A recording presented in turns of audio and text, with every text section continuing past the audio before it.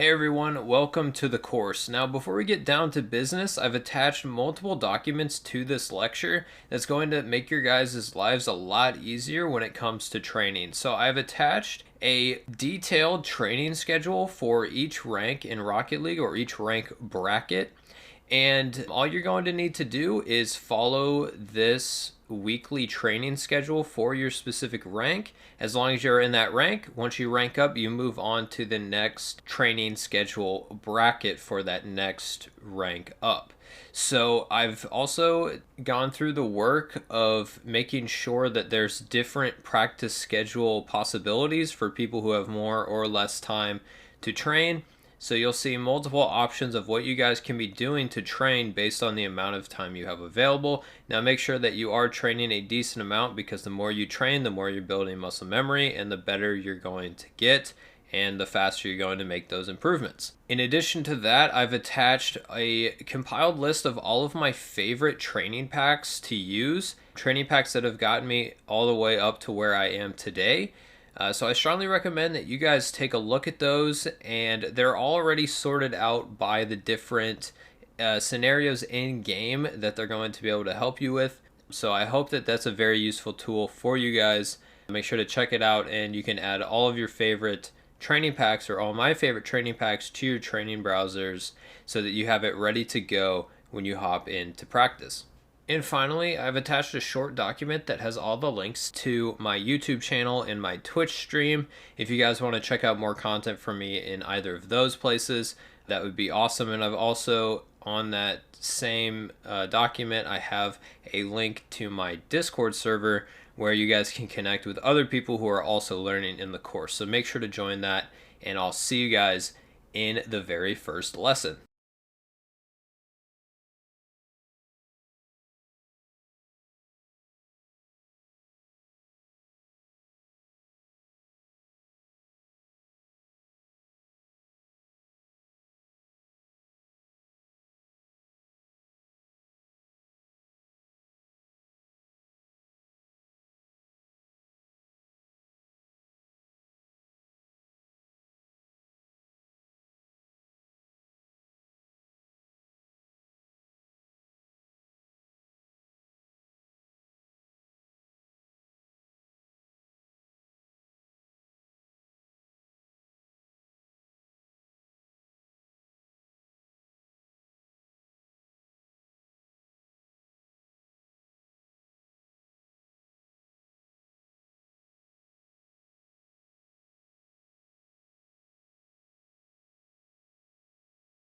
Hello everyone, and welcome to the first installment of the Complete Guide to Rocket League. I am Elliot, aka Sparta, and for our very first video, I think it's a really good idea to look at our settings. Whether you're a brand new player or you've been playing for a little bit, settings are going to help you take your game to the next level. If your settings have not necessarily been optimized, and if you're just getting started, it's good to give you a good foundation to build from. So first, we're going to look at our gameplay settings. Most of this stuff you can leave the same. However, most of the time, I'm going to recommend changing your text chat to team only. That's just to avoid toxicity from the other team, but sometimes you may just want to disable it completely if your teammates are also being toxic, so you can just focus on you. So that's where you would go to do that. Now, pretty much everything else on this page is pretty standard. Going into camera settings, this is an area where a lot of people have different preferences. But first and foremost, if you're a new player, you're going to want to take off the camera shake option. And I also recommend taking off inverted swivel, just so you get used to like the normal swivel when you're looking around. As far as camera settings, I use 107 degrees for my field of view. Now this is a bit contrarian to a lot of other players that use 110 degrees, but I was just messing around with this, and I like how 107 felt, so I just went with that. Distance, I use 280. Height, I use 110. Angle, I use -4. And stiffness, I use 0.55. Now, these settings are pretty standard across the board. A lot of pros are going to have settings that are very similar to these. These settings are actually Yukio's settings. So anyways, I think anybody can benefit from having some good camera settings, whether it's right off the bat or you've been playing for a little while. These are pro camera settings. So that's what I'd recommend. Swivel speed and transition speed, not really going to matter. Transition speed is kind of important for me. I keep it low so I don't get dizzy when it's switching back and forth between ball cam and normal camera. But you can do whatever you want. Just play around with it, have fun, and see what works best for you. As far as controls, your sensitivities is really going to be up to you as well. I wouldn't recommend anything over 1.3 on both of these sensitivities. I personally play on the default 1, and that's what I recommend my students to do as well. As far as controller dead zone, make sure this is low, not so low that you get some drift from your analog stick, but low enough that you can control your car better, because this is just going to lower the amount of movement that you need to actually like move your analog stick to control your car. So keeping this around 0.1 or even under 0.1 is going to be ideal. Dodge dead zone, I keep this pretty low. I actually have started playing at 0.3, and I like how that feels. You just have to play around with it. It'll help to have it higher if you're practicing your fast aerials, which we will talk about in a later video. Most of this other stuff, pretty standard. I would disable controller vibration. That's my personal preference. So that's what I would recommend for you. Looking at interface nameplate scale, move that up to 130%. This is going to make it easier to see where your teammates and the opponents are if you're struggling with on-field awareness.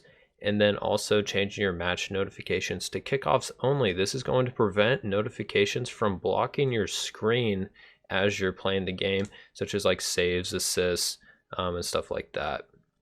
The rest of this other stuff is pretty standard. I wouldn't worry too much about it. But yeah, go ahead and play around with that as well. When you're looking at your video settings, especially if you're on PC, if you're on console, you don't have to worry about this too much, but if you're on PC, make sure that you have depth of field turned off, and I would probably turn down ambient occlusion and light shaft, also lens flares. These things make the sun and the light sources really bright within your games and can affect the way that the ball comes across on your screen. Also turning off motion blur and weather effects is going to be very important for consistency within your games. Also making sure that you have your max FPS turned up as high as your computer can handle. And that's pretty much it for the video settings. Audio settings, it's whatever works for you. I have to keep mine super low for some reason. They're like super loud on my computer. And then chat options and extra options. Just do whatever you want here. You can have fun with this. You can like change whoops to like phew or something like that. Whatever you want to do, just play around with it, have fun, put some quick chats in that you like, and you should be good to go to hit the field. So I hope this setting video was helpful to you, and I hope you can apply it for your game as well.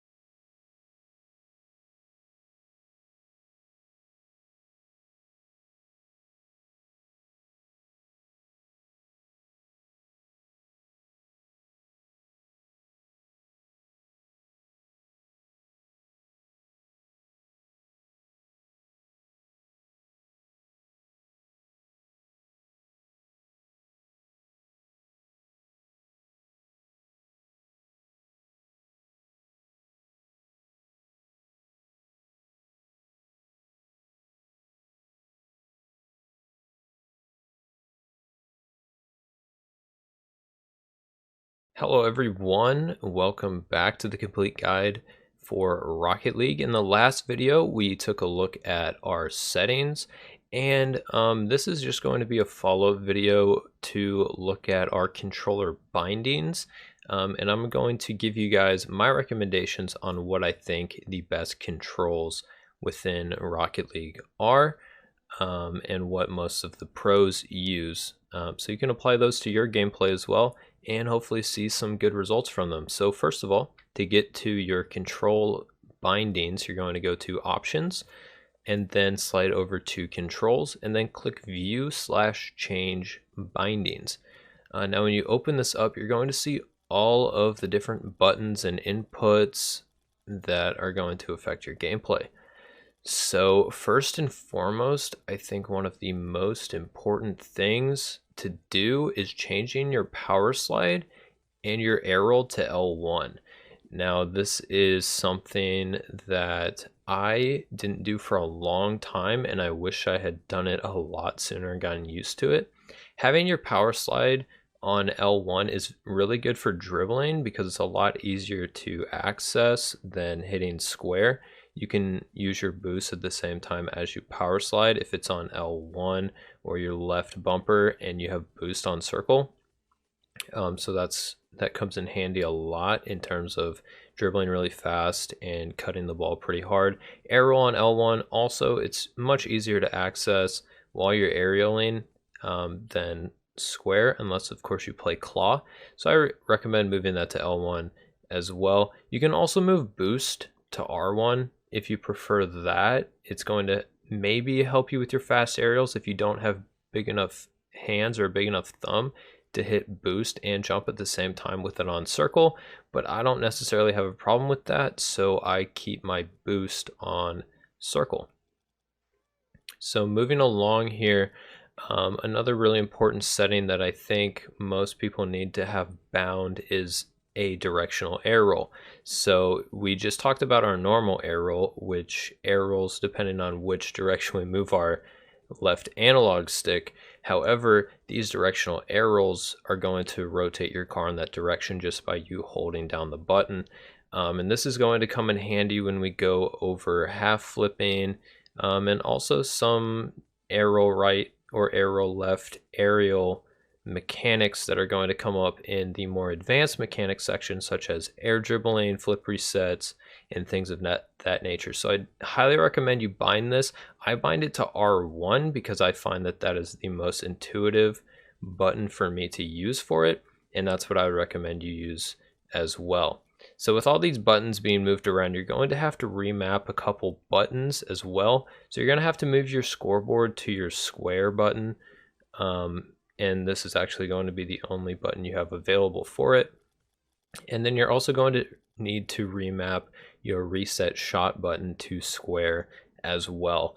And I don't personally change any more of the settings. I don't really have crazy settings, but these settings that I use are settings that a lot of pro players use, and the majority of high level players that I am familiar with use settings that are very similar to this. So this is what I recommend getting you guys started with. If you missed some of that, go ahead and rewind the video and make sure that your settings all line up with mine. And then it'll be a lot easier going forward since we will have the same settings and you'll be able to apply exactly what I say into your own gameplay. So that about does it for the key binding tutorial, and I'll see you guys in the next video.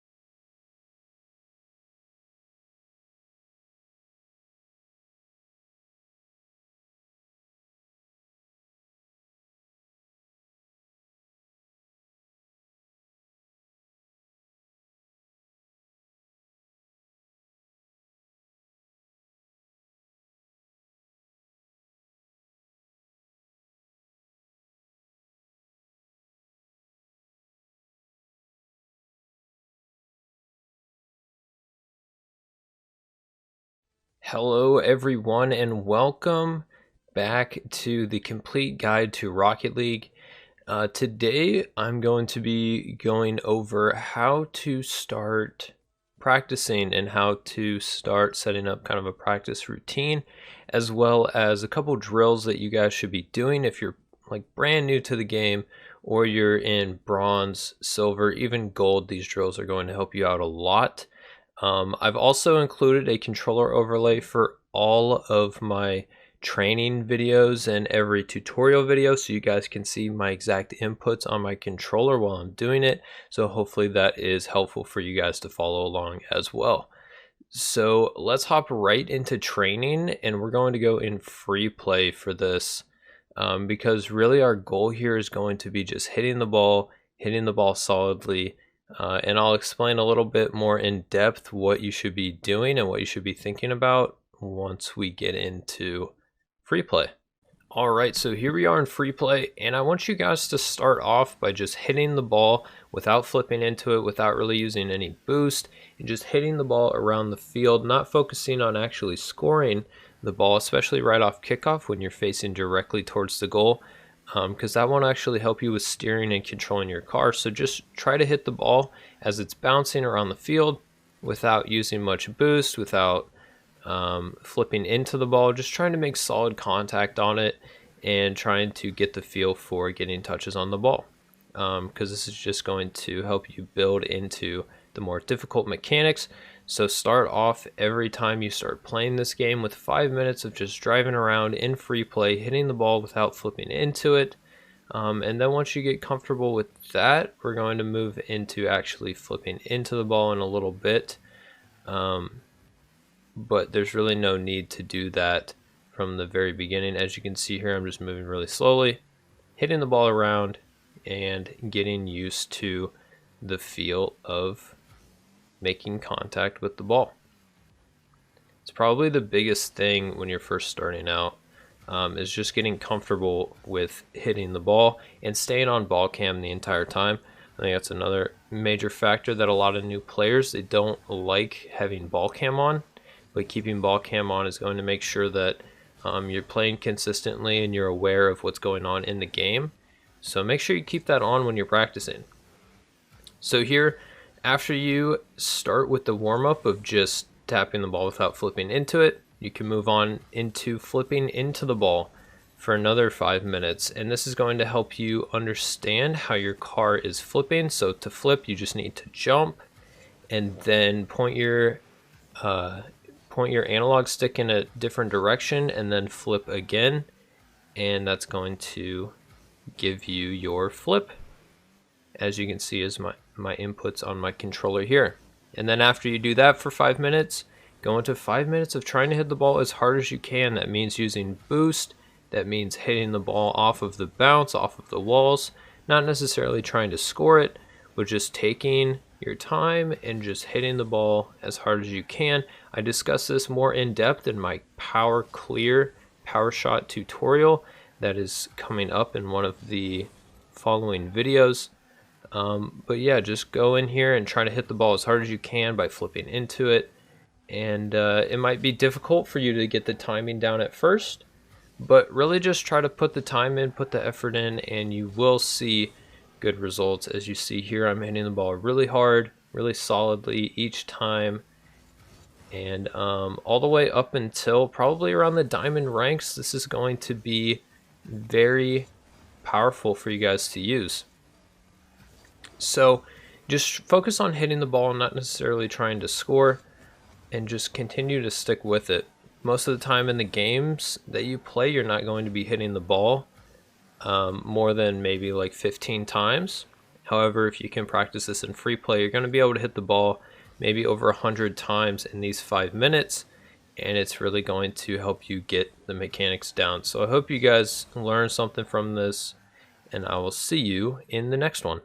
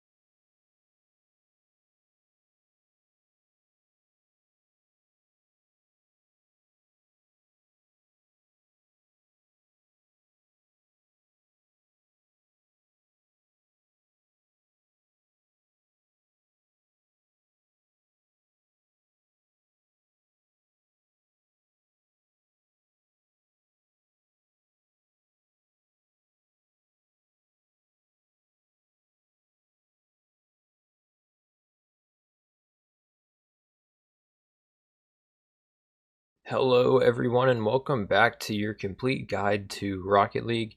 In this video I want to address basically the top 8 ways to get better in Rocket League and what you're going to have to do to make constant progression and continue to get better.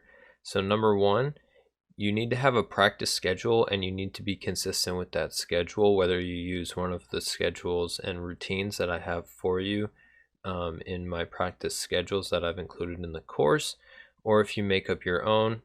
Make sure that you're at least doing something every single day to improve and continuing to challenge yourself. So whether that is, hopping into free play for 5 minutes to work on your aerial car control and then another 5 minutes to work on dribbling, that's at least something, and you're getting it in every single day. Number 2, make sure that you're practicing both air and ground mechanics, like I just kind of talked about in my last example. If you're practicing your aerial car control, you need to also practice your ground car control as well. They really help each other out when it comes to just building muscle memory and developing your game all the way around, because if you're really good in the air but you're really bad on the ground, you're going to suffer for that. So make sure that you're tossing in some groundwork as well as some aerial work, and that's just going to speed up your progression. It's going to make you a much better, more well-rounded player. For number 3, I make a note of this just because this is something that I did when I progressed really quickly through the ranks, and that is to practice more than you play. And it seems like a weird concept, but I think it's really important that you guys focus directly on your progression and don't worry so much about what rank you see on the screen. So if you're practicing for an hour a day, play for an hour a day. If you play for an hour, make sure you're getting at least an hour of practice in, or even more, because the time that you spend doing custom training packs and the time that you spend in free play or in workshop maps is what's going to really give you the best results, because you're able to practice shots repeatedly and build muscle memory very quickly. And that's why I recommend to practice more than you play.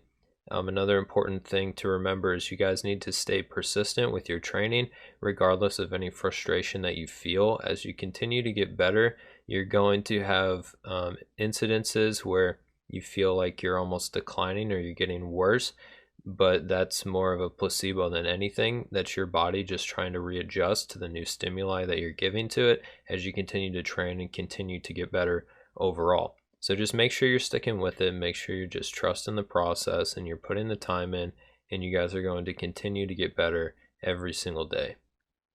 So now our next point, number 5, exercise daily. And this can be something as simple as doing, like 25 or 30 push-ups when you wake up, or maybe going for a walk with your dog, or just getting outside shooting some hoops, something like that. Getting your blood flowing to your muscles is actually going to help you with your cognitive ability as well. It's going to help you learn much better and much more efficiently, and you're just going to feel better overall. So make sure you guys are exercising. It's very important. A lot of psychological gaming studies have also linked increased athletic performance to increased gaming performance. So make sure you guys are putting the time in the gym or wherever you want to exercise, and it should help with your gameplay. Point number 6, make sure you guys are recording some of your gameplays and watching them back. So this is going to be super important for working on your position and your rotation and understanding different situations in game. Make sure you're going back, looking at areas where you got scored on, or maybe even areas that you played really well in. And that way you can make note of, things you did right, things you did wrong, things your teammates did right, things your teammates did wrong, and things the opponents did well as well, so that you can then use that knowledge to implement into your own game, which is the reason I've included a lot of replay analysis in this course, because I think replay analysis is one of the best ways to actually improve your knowledge on the game, and that's going to directly correlate into how you play in your matches. Number 7, have a goal when you're practicing and when you're trying to progress. if you don't have a goal, then you don't really have that great of motivation to continue pushing forward. So make sure you guys have a goal, whether that is to hit a specific rank or whether that is to be able to hit a ceiling shot or something like that. Make it exciting, make it something that you want to continue to push forward for.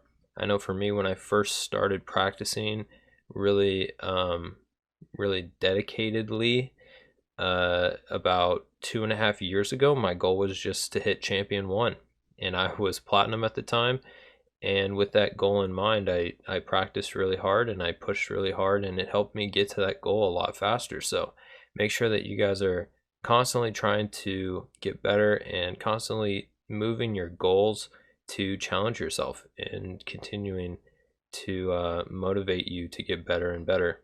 And for our last point in how to get better, put in the time. Most of the time, you guys might actually get bored with your training and you may not want to practice, but if you want to get better, you have to put in the time. Ultimately, you get out of it what you put into it. So make sure you're putting in that time, putting in that work, putting in the effort, and you will see results. If you don't put in the time, you don't put in the effort, you don't put in the hours, don't expect anything to change, because without a stimulus, there will be no response. So make sure you're putting in hours and really focusing on how your practice is going and less about just playing games, because most players that are pro level are going to have more than 4,000 hours in the game, and that is a lot of hours, but they've put in those hours to get their results and to get the skill level of where they are. So make sure you're also putting in that time. And your progression may come slower than other people, but you just have to make sure that you're sticking with it and following through with it, and you guys will get to where you want to go within Rocket League. So those are my top 8 ways to get better in Rocket League. And I hope this was informative for you, and I'll see you guys in the next video.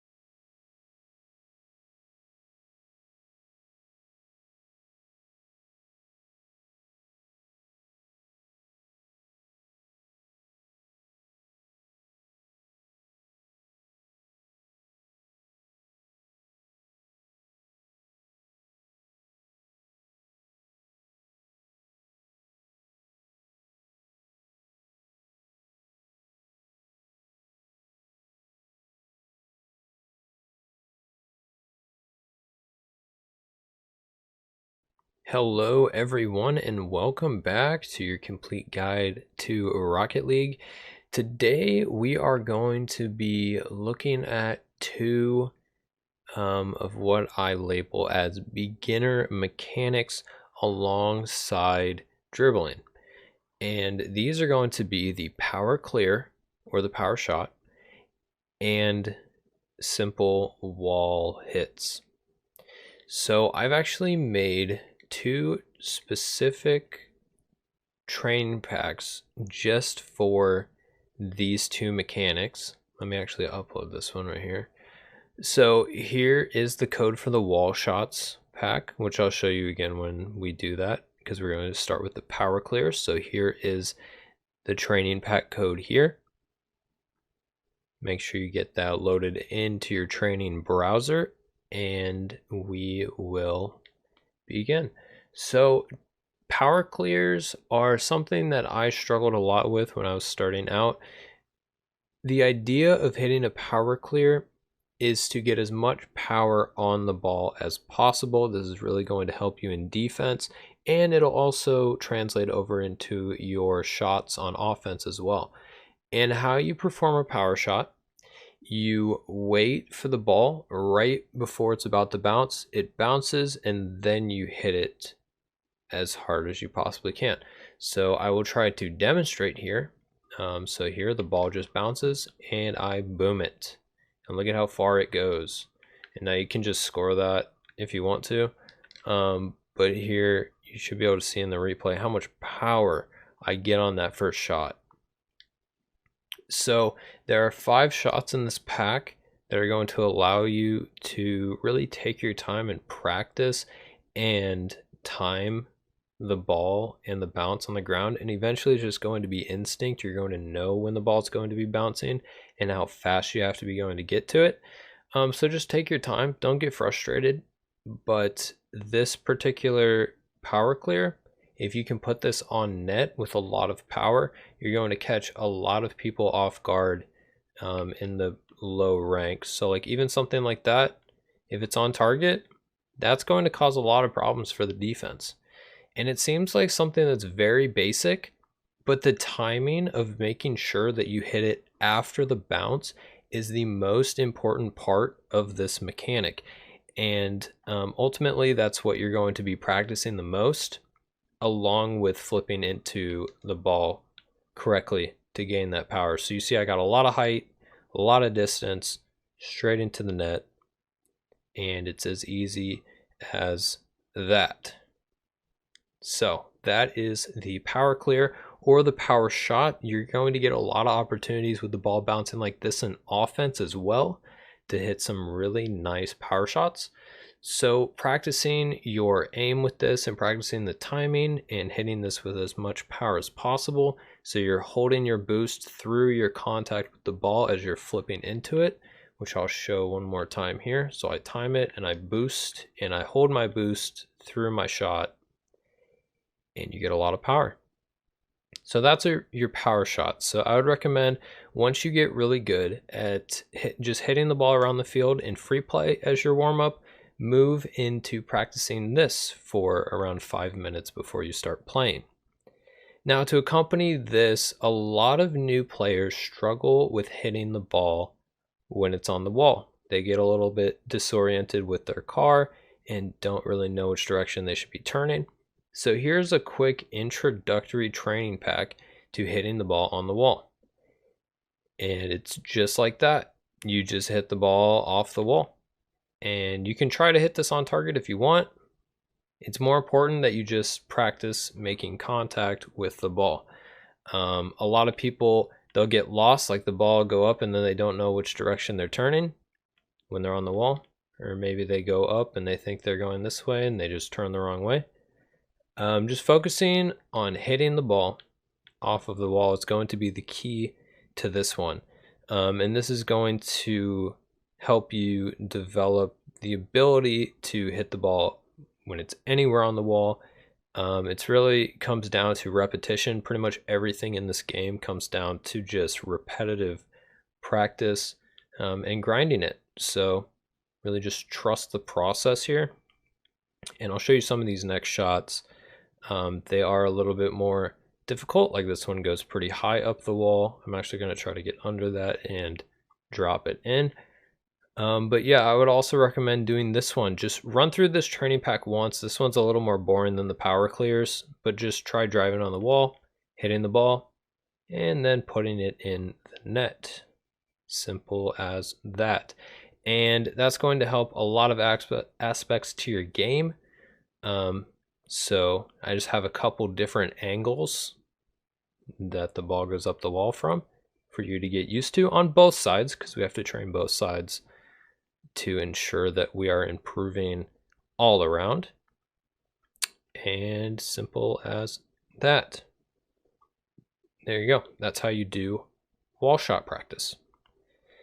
So once again, let me show you the code here. Here's the wall shot training pack. And here is the power clear training pack. Now I recommend moving up to these ones once you can hit the ball consistently in free play. And it's really going to increase your ability to both hit the ball hard and then also increase your ability to hit the ball off the wall, which as you move up in the ranks, people are going to be hitting the ball harder, which means the ball's going to be going up the wall quite a bit more. And if you can get to it before the other team, it's going to give you a significant advantage. So anyways, guys, that's it for this tutorial. I hope you guys enjoyed. I hope you guys learned a lot, and I will see you in the next video.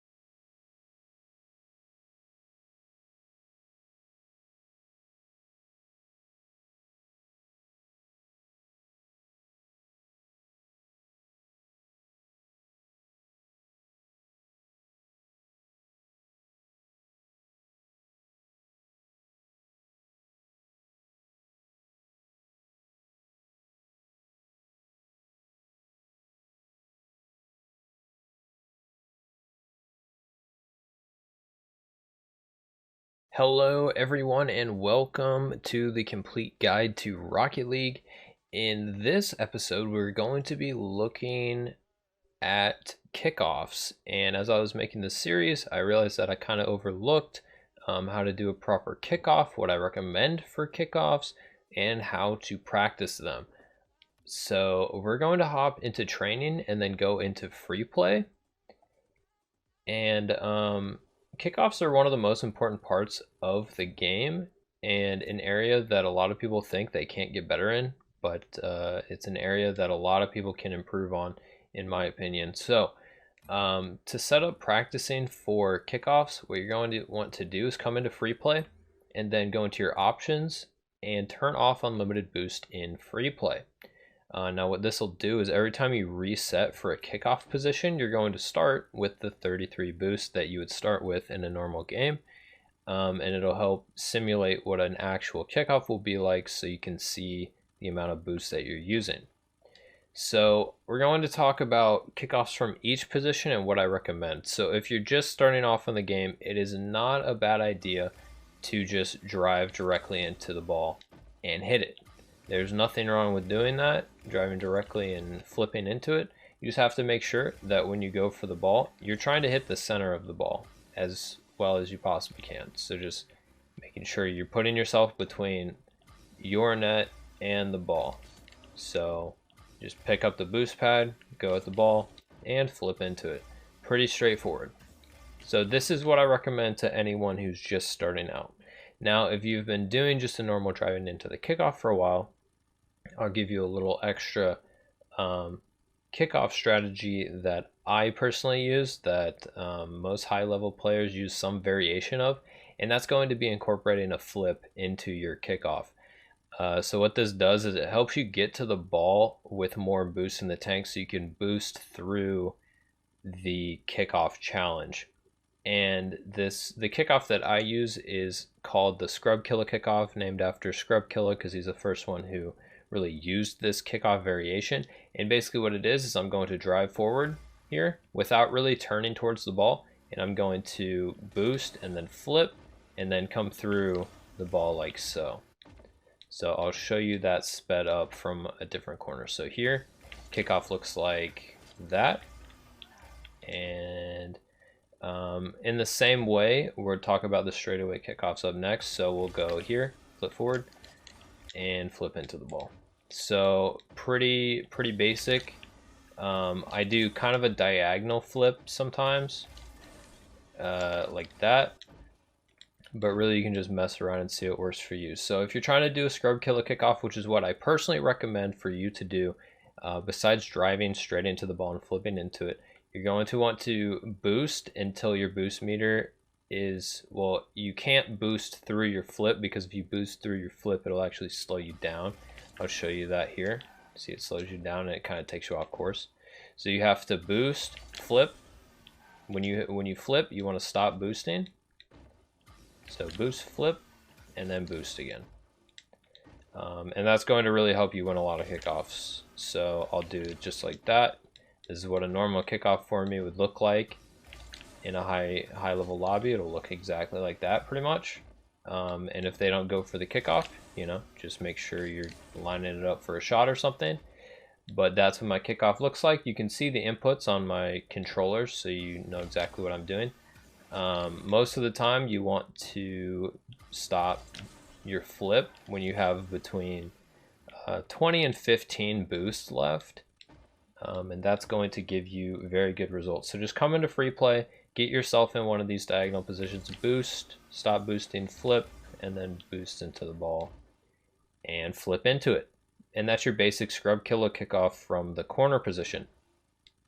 Now you are going to have kickoffs where you're in this position here, and what I'm going to recommend is a kickoff that I see Torment using quite a bit, who used to play for C9. He's on version 1 right now, and he basically just drives straight at the ball, flips, picks up the one pad, and goes into it. And this is actually a pretty fast kickoff, especially if you can pick up this other pad here. If you can get close enough with your flip to pick up that second pad as well, you can get to the ball very fast. So it's basically the same concept. You're going to boost, stop boosting, flip, and then boost again.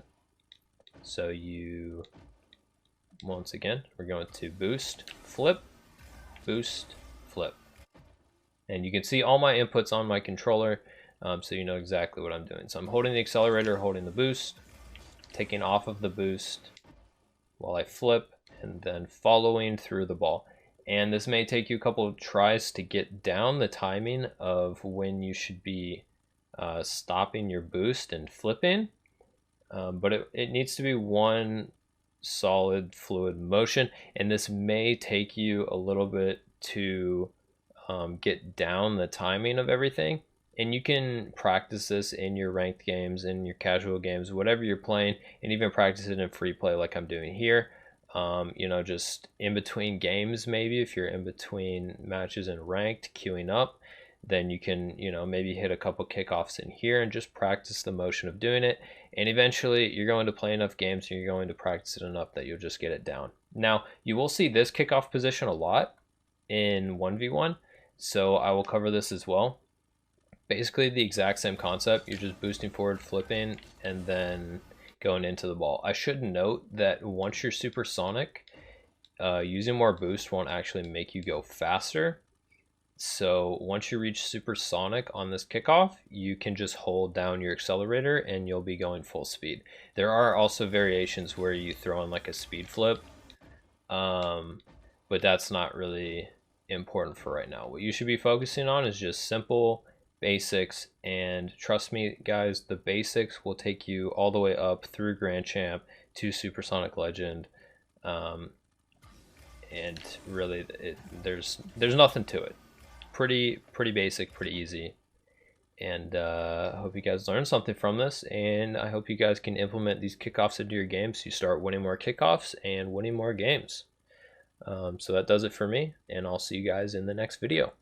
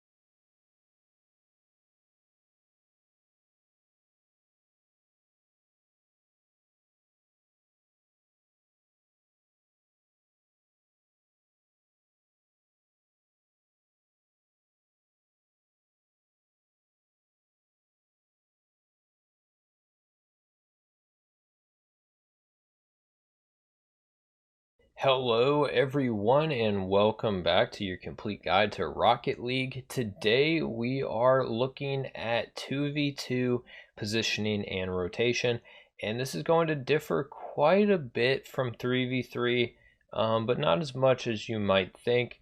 It's basically the same rotation and positioning, but with one less player. So as second man, you have to fill a lot more space and kind of play both positions at the same time. So I'll go a little bit more in depth with that here. So coming out of kickoff, the majority of the time the ball is going to go to one side or the other. Typically you see something like this. The ball could come back, but for the most part you're going to see the ball go sideways on the 50. And I like to tell people to cheat on kickoff. So if this person comes from the corner, they hit this ball. Basically cheating just means you're coming close to the kickoff so that whichever direction, say goes this direction, then you can pick it up from here.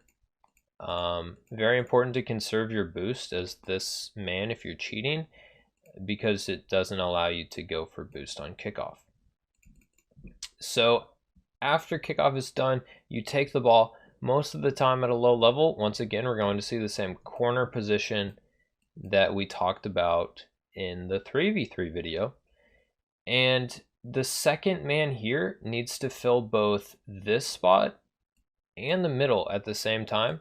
So what you're going to see for the majority of games is your second man is going to be hanging somewhere in there. So this allows them to be ready if say this ball comes off the corner, if the ball comes off the back wall, or if there's a shot, maybe it goes off here. And all three of these opportunities, they can go here, they can go here, and they can go here. So this spot allows you to cover a lot of space. You don't necessarily want a position like this in 3v3 because it's going to confuse your teammate that's in the middle, at least at a high rank where people understand where their teammates are positioning. You're going to freak this guy out probably and push them further over here, and you're going to end up probably overcommitting on offense. So make sure that you only position like this in 2v2 and not necessarily like this in 3v3.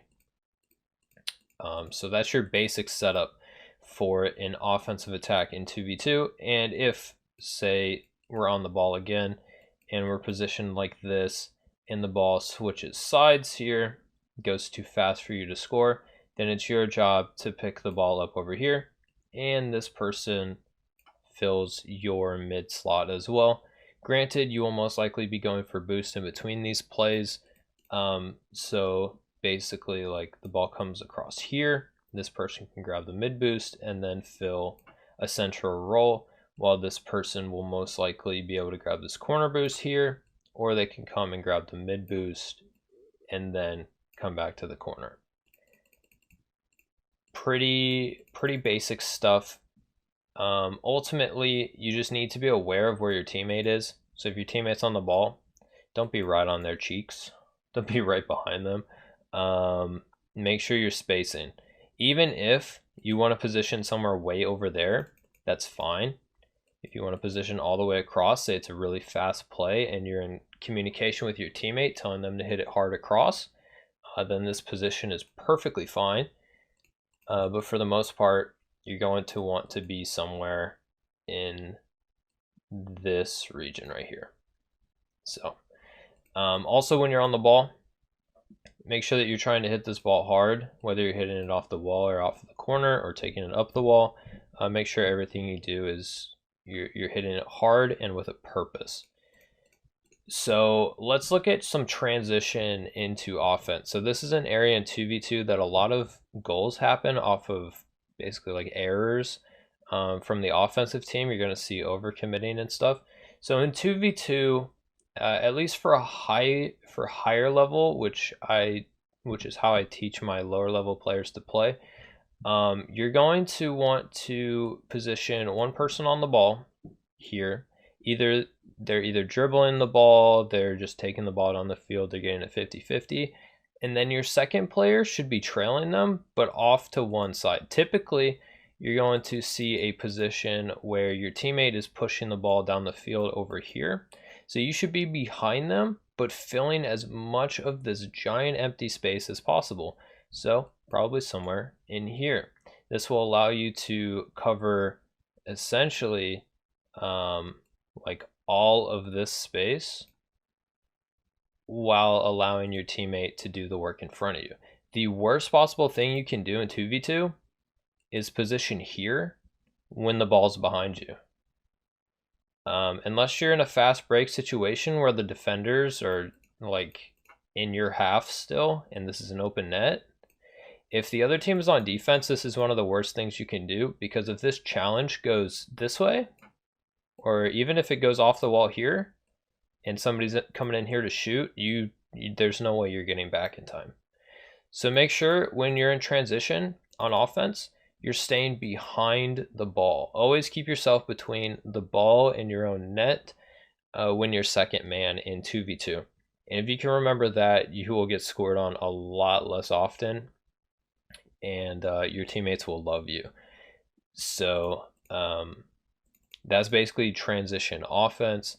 In terms of defense, it's pretty much the same. Once again, you're going to see a lot of balls being pushed down into the corner.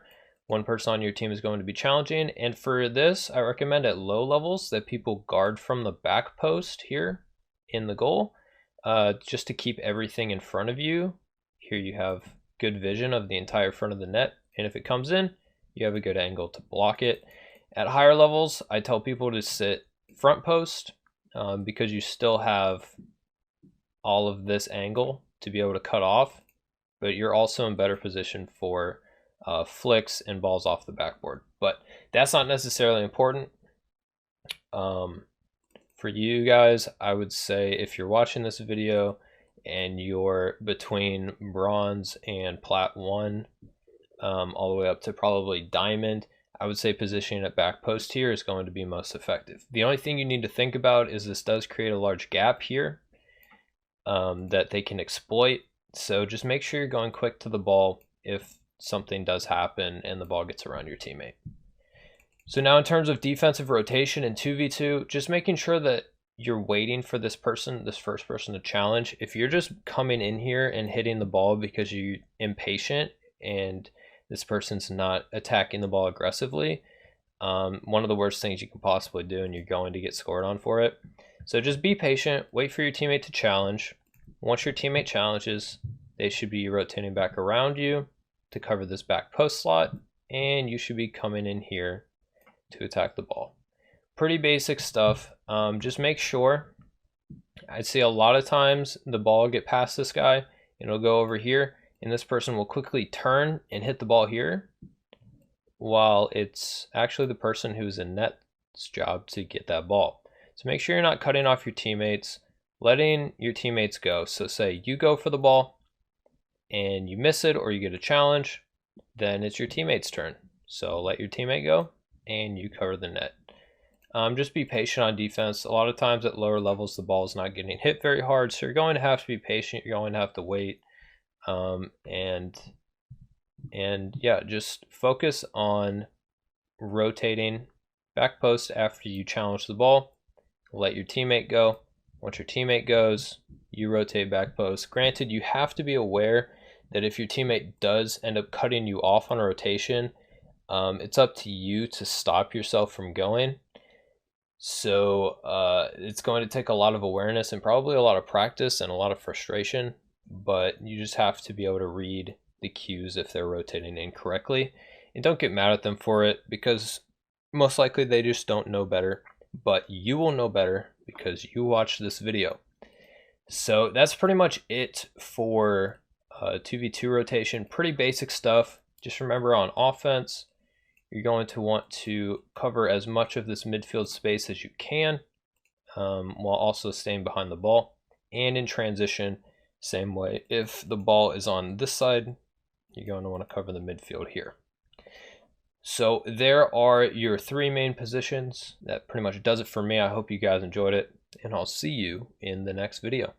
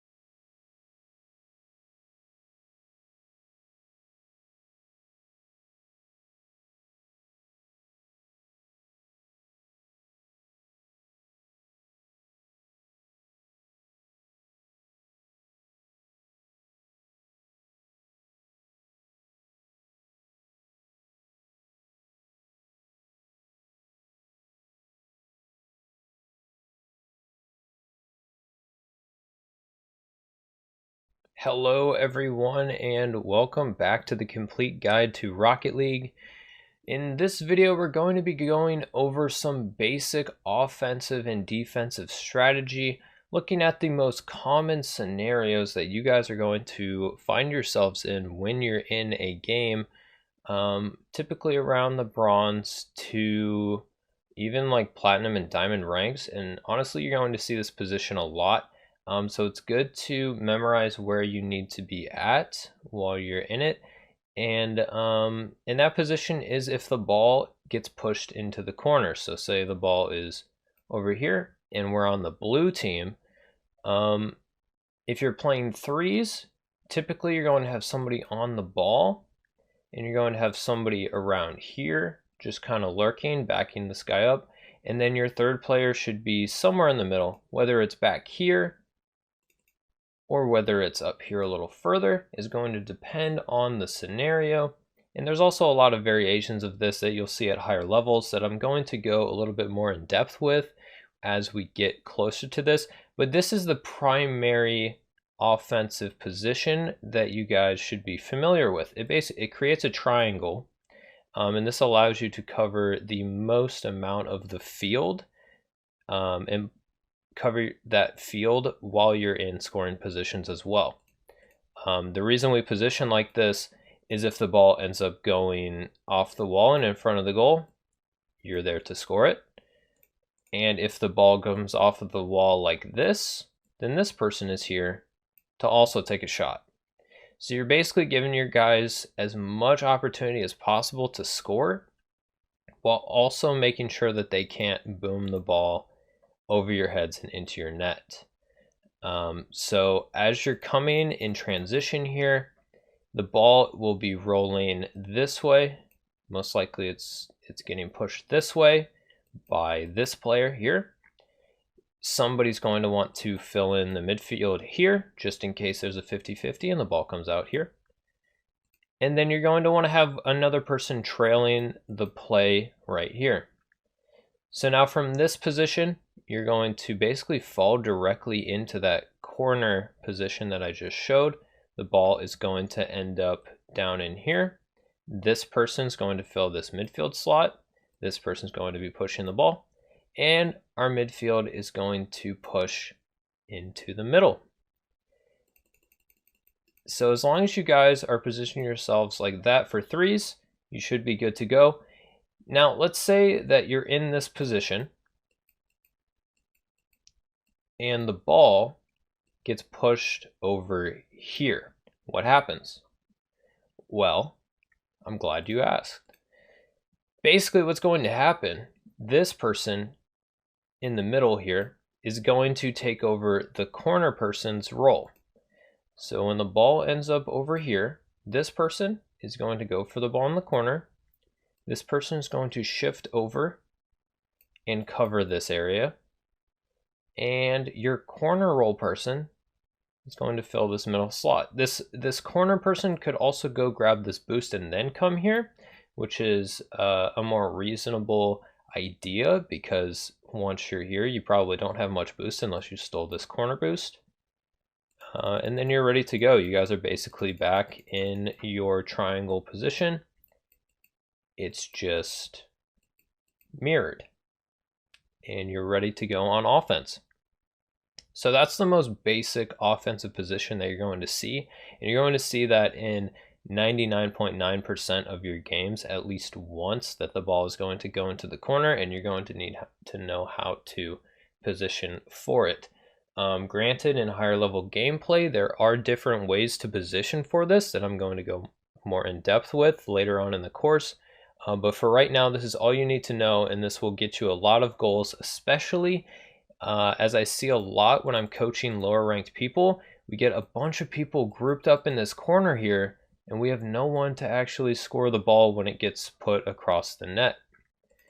So it's really important, even if you have both of your teammates grouped up like this, that you are spacing far away from them, ready to score the ball. As it just, a lot of times I see the ball just roll across the net. So yeah, just make sure you're positioning away from your teammates, creating space, and giving yourself an opportunity to score. Now on the flip side, if you're on defense, say you're playing as blue and orange is coming in here on offense, the ball is being pushed in the corner by this guy, and we have somebody in the midfield on the other team and somebody else here. The way you play defense against this is pretty basic. We're going to have one person attacking the ball. So let me just delete the offense and we'll draw X's as our defense. So we're going to have one person attacking this ball. We're going to have another person that's probably going to be in the net here. And then we can have somebody else even at the back post here. Now at higher level gameplay, this is going to change up just a little bit because we want this person who's on the back post to be covering the midfield and watching for the pass here. But covering the back post is not going to be a bad idea at ranks up until diamond, because there's a decent chance that the ball will come at the goal and that this front person isn't going to have the mechanical ability to save it. So having this person at the back post can be extremely beneficial all the way up through, I'd say around Champ 1 actually. So once again, pretty basic stuff. They push the ball in the corner. When this ball gets pushed past this first player is going to go back here like this, take the third man spot. Third man moves into the goal, and the goal person pushes out to challenge the ball. And that's called rotation. So on offense, it's kind of about filling spots and not necessarily so much about rotation until the ball moves out of the offensive half. On defense, it is very much about rotating. So you'll hear a lot of lower ranked players complaining that people don't know how to rotate, yet they probably don't actually understand the concept themselves. So I hope that you guys can pick up how to rotate. So I'll draw another example. We'll go into this other corner. So we have the ball here. They're pushing the ball forward. We have this person. So this person would be 1. So they're first on the ball. And then we have somebody else in the goal, and they are 2. They're second to go. So when this first guy goes for it and misses, or they challenge, they get a 50.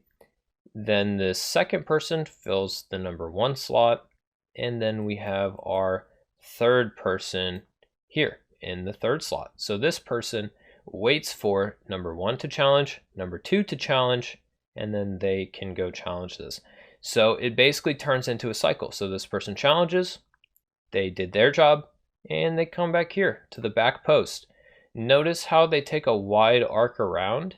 Cutting directly back here and then turning is not good because you're going to run into your teammates. So make sure when you're rotating back around to fill this third slot that you're going to the back post, and then this third slot will come into the goal, fill the second man slot, and second man goes to first. And then I'll cover transition out of defense here real quick. So say we did a good job and we stop this and we're pushing the ball here. So once again, we have this first man who is going to be on the ball. And then we have our person in goal and our third man here. So the way we're looking at transitioning here, second man is going to fill this role of filling space and basically being your last line of defense if this first guy gets stopped. And our third man will fill the middle of the field, almost like a fast break in basketball, kind of be an outlet pass if that is an option. Now, if this person gets stopped, third man needs to rotate very quickly to get back here behind the second guy. But that doesn't happen all that often at a low level. This ball will most likely make it all the way down the field, and then you'll be in the offensive position that we talked about previously. So I know that's a lot of information, a lot to take in, but if you can just remember that on offense, you want to create a triangle with your teammates. Just remember that you want to create a triangle. You got your first guy on the ball, second guy here, and your third guy covering the middle. And then on defense, you have your rotation like this. If you can remember just this, then you should be good to go.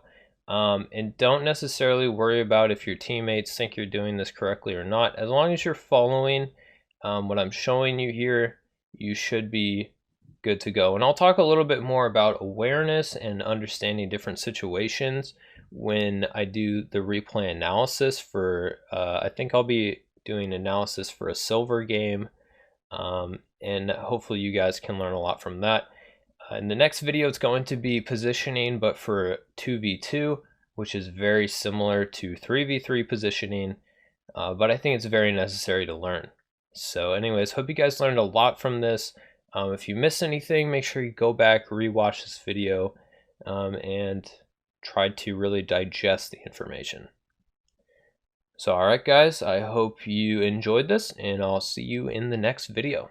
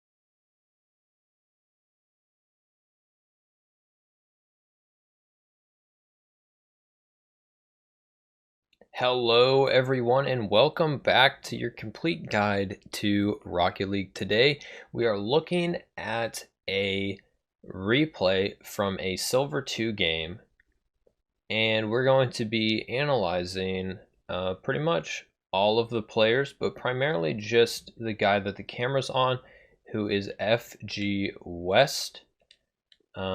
And we'll see how he does, and we'll make some comments on ways that he can improve, and hopefully this could be beneficial in helping you guys understand what you can add to your own gameplay. So without further ado, let's get started with it. And because this is silver, kickoffs are always weird, but it looks like FG West feels comfortable on the wall here. His teammate doesn't need to aerial for that, but we're fine. There's no real pressure, except no one goes for this ball. So in one of my previous videos, we talk about 3v3 rotations, and FG West should just be going to the back post here through the midfield, and his teammate should be coming for this ball. Instead, it's just really awkward, and the other team scores from it. So proper rotation is important, so people know when they need to go for the ball. So that can be improved. Here, he doesn't need to cover the goal. He can go for one of the corner boosts. That way he has 100 boosts and he can participate in offense or defense. But here he's just really far away from the play now. Now this is okay positioning wise, and then coming in the middle for a shot is okay as well. He just needs to go a little bit faster for that. And is that a goal as well? Alright, we're going to have to look at everybody's position. If I can get to the flying camera. Okay, so the pass comes out here middle. He gets beat, and Lights Out doesn't react very quickly. Lights Out could have just like single jumped and blocked this ball because it was hit directly at him. If he just breaks and then single jumps, he can block this. But he decides not to do that, and the ball just goes right past him. So that's a bit unfortunate, but who knows, maybe they can make a comeback from 2 goals down. Here, this is a pretty standard kickoff, just boosting into it and flipping. Very good. And he gets his boost taken, so he should just be going back on defense here. Instead, he ends up blocking his team because he doesn't rotate through the middle of the field or rotate high on the wall to get out of the way of his teammates. Ends up bumping into his teammate and then turning, which is really bad. So after this guy has already gone for the ball, he's going to move into the 3rd man position and wait for his teammates to go. So now he's actually in the correct position that he should have been beforehand. And he's waiting for a pass as his teammates are bumping each other. So, yeah, decent challenge. He's going to get beat on that 100% of the time, but it forces out a ball. And once again, we got people rotating into each other. So this just comes down to awareness and knowing where your teammate is. He can also be flipping here to go faster. He does miss the boost even. His teammate passes it middle. So here, he can just slow down. Like, there's no rush. You just slow down, hit the brakes here, jump, and hit the ball. But instead, he thinks he has to go fast, and he goes on the wall, and then we get this typical, like, low-rank skirmish where everybody goes for the ball at the same time, which is not ideal. So here we have our transition offense position. We have one person on the ball. This guy, FG West, doing a great job filling that, trailing position, and his teammates even in the middle of the field. His teammate should not be going for this. This is FG West's ball for sure. He just needs to be confident and jump for this a little faster. But it does end up working out for them. Not sure why Savage Cabbage is on the wall for this. This should be Lights Out's ball to try to push the ball outward. And Savage Cabbage should just be rotating to the goal. But it works out okay because he gets a fantastic pinch. Really good speed here, but once again, fails to take his time. So and another thing that new players need to understand is once you go supersonic, you're going to remain supersonic without having to use boost until you turn. So if you're going in a straight line and you're already supersonic, you don't need to boost to maintain the top speed. So here he uses all of his boost while he's already supersonic. So here he goes supersonic, and then he can stop boosting. He uses about 40 extra boost that he doesn't need to use just by boosting here that he could have used to line up a better shot, even get a demo on the semi-pro guy maybe, and come around the ball and score. So he just needs to take his time a little bit more and conserve a little bit of that boost. That was a very good goal scoring opportunity. It looks like we're about to score again, but we get a triple commit. So here, I would definitely say he's in the best position to go for this ball. So I don't know why Lights Out decided to challenge that. So don't be like that guy. Just wait for them to wait for the defense to hit the ball or for your teammates to get it. So here's off ball cam. That's good. Notice how he's playing on ball cam a lot. I really like that he's staying on ball cam so that he knows what's happening. This touch is not good. He should just wait for the bounce and then clear it off the bounce like the power clears that we talked about in my earlier tutorial. He can just power clear this, possibly directly into the net. But instead he gets a really soft touch as the last line of defense. And they definitely could have scored off of this. Yeah, so here we see the infamous triple commit miss. It should be an open net, and he blocks his teammate from scoring an open net. So here, once again, just let your teammates take it. Your teammate has the best angle on this ball. It's a wide open net. The other team has no chance of getting back to it, even if this guy has no boost on your team. Just let him take the ball. They might still score here because the recovery is so bad. That's really lucky, honestly. He needs to just leave it for his teammate to go. So just make sure you're respecting your teammates' abilities as well, because they'll most likely be able to handle themselves in an open goal situation if they have a good angle. So here I don't quite understand why we're so far away from the ball. We got Lights Out, who's in a decent position over here. This guy needs to be pushing up closer to the ball and further to the left side of the field. But here we're just like filling a bunch of random space and just giving the other team possession, which I don't like. So he does end up filling space correctly there and misses the aerial, but it was a good effort. And I don't know why we're still hitting this.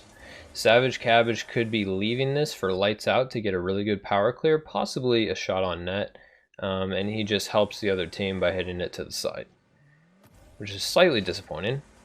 But here we go. FG West gets a really good touch on it.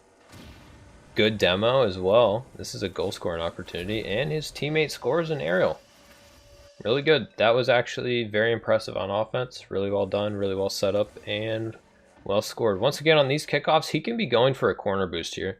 He doesn't necessarily need to just be backflipping. Here, this is not his ball to go for. This is Savage Cabbage's ball. Where is Savage Cabbage? Oh, it's not him, it's the other guy. But this is definitely Lights Out's ball to go for, not FG West. But it didn't even look like the guy was going to go for the ball, so gotta improvise, I guess, when people don't know what's going on. So this is good. That was very good positioning overall.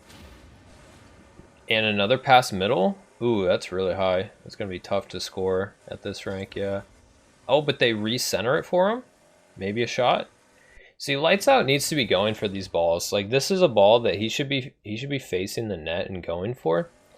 And then FG West can just follow up. But this is fine. Good touch on the wall. This guy's very comfortable on the wall, which is good. And it should be a goal. Nice. So here, once again, this FG West guy doesn't need to be going for the ball. Clearly, Savage Cabbage has a great angle on it and can probably score it pretty easily. He almost actually bumps Savage Cabbage out of the way and saves it for the other team. So just be aware of where your teammates are and really understand when they have a better angle to shoot than you. Not sure what this kickoff is. That's actually really bad. Oh my, the whiffs. But it works out. He should be on ball cam here. I don't know why he's off ball cam. He's really far away from the net. Why are you going? So this Lights Out guy is on the ball. Just be patient and wait. There's nothing that's going to lead to a goal that's going to come out of this. So just let this guy take the ball down, take his time with the ball, and maintain possession. Instead, he comes in and basically passes the ball to the other team, which they all miss, so I guess it works. But it's important to just play patient, wait for your teammates to hit the ball first, and then you can go ahead and move in and hit the ball. He's really close here again. This is Lights Out's ball. And he is basically double committing for no reason. And now he's so close that he can't really even do anything if the pass was good. But they're getting away with it because the other team isn't very strong. That's a good touch by Lights Out. FG West has decent positioning here in the midfield, and they formed the triangle. It was a weird kind of a switch here. The guy in the second man position moved into the middle man's position. The middle man filled the second man's position, which is something you don't see very often, or it shouldn't happen, but maybe a goal here actually. And missed the aerial. Once again, he's just cutting off his teammate. Lights Out is there for the shot. He has a better angle. He's not turning into the ball, but he just cuts him off and then hits it directly into the defender. Now all three of them are in the goal. It's a wide open net, and the other team messes up. So got pretty lucky there once again. Don't know why we're moving out of net so much. This guy is just not very patient. He's not waiting for anyone to take a touch. He wants to go all the time and hold down his accelerator. So he just needs to slow down and try to understand what's happening with the play. So this is good. That's probably the first time I've seen him slow down like that. Decent opportunity for a shot and a good challenge as well. He needs to... Okay, that's fine. It's actually a good pass. I don't know why he's following this though.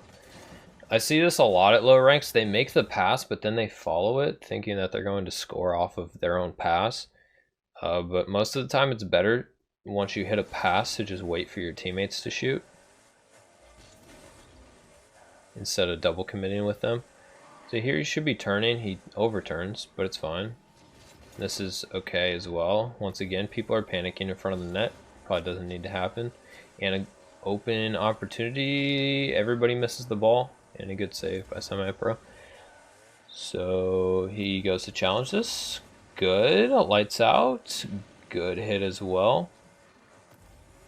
And he just misses the ball when it's thrown on the ground. So, I mean, you're going to see that a lot at low ranks. Your teammate's just missing the ball. This guy could have rotated back faster to get behind him. If you didn't know, if you flip, it'll actually help you go faster. So just utilizing flips to go faster and filling the back post space, and they probably wouldn't have gotten scored on there.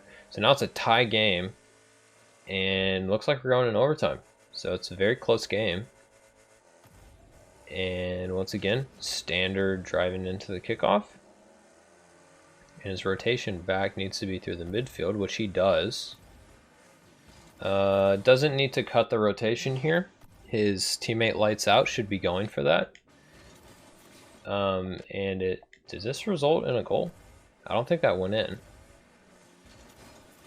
But yeah, he just needs to rotate back post, back behind Lights Out, instead of cutting him off and leaving themselves open for a shot. Here, a bunch of aerial attempts that don't need to happen, and then he just has no idea where his teammates are. Like the Savage Cabbage guy is right in front of him. He doesn't need to jump for this, but he jumps anyways, and now it's an open net, and they miss again. So, oh my, what is Lights Out doing? Yeah, gameplay in Silver is very interesting. Good hit off the wall here. Oh, this is a scoring opportunity. Oh, he misses the open net. Once again, he just needs to take his time here, take the ball down, and shoot it off of the bounce. Don't shoot the ball when it's still in the air unless you're aerialing it. If it's like 2 inches off the ground, there's a good chance the ball's not going to go where you want it to go. So he does that and misses the open net, which is unfortunate. Here's another opportunity to score, and he misses. And teammate had another opportunity to score and misses. And once again, he just needs to be patient and wait for Savage Cabbage to hit this ball. Maybe shadow it on defense, but I don't think, yeah, the shot's not in, and Lights Out is there. Very good. Oh no. Nice. Another shooting opportunity. Yeah, he just didn't go fast enough, and the ball gets pinched into his net. He can just double jump there and 50-50 with this guy, but instead he just doesn't go. It's a bit unlucky that that goes straight in, but overall it was a decent effort by FG West. I think one of the primary things he needs to work on is awareness of what his teammates are doing and where they are. He cut rotation a lot instead of just letting his teammates go on the ball. And I think that's one of the biggest areas that people around this rank can improve on. Also, mechanics is a large area that needs to be worked on, which this guy doesn't have very many hours in the game, so that comes with just putting the time in and practicing. But pretty solid stuff for a Silver 2. So I hope you guys learned a lot from this replay analysis and getting some of my thoughts on what he should be doing around this rank. And I hope you guys enjoyed it, and I'll see you in the next video.